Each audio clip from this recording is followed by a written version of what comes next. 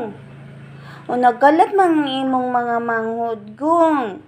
Ingon ba ako sa imo nga bantay ka ng imong mga manghod ha? O wala nimo gibantayan imong mga manghod. Kay sige lang ikaw tulog sa kwarto. Ha? Ikaw sis no? Ikaw promotor no sa tissue no? Nya daghan na pud karon si ligon si mami. Kay wala man nimo gisaway imong mga manghod.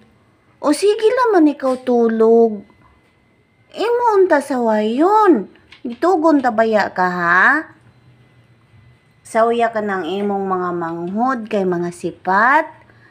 Ha? Gusto ko pareha sa imo dili sila sipat. Unya kay mga sipat man sila. Ha? Nya karon daghan siligon si mami no kay nagkalat man sila. Sobra gyud kadaghan. Ha, nadugmok yun ang tissue.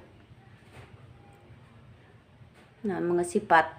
Pagka mga sipat na lang yun. Sulod ra ba sa kwarto princess?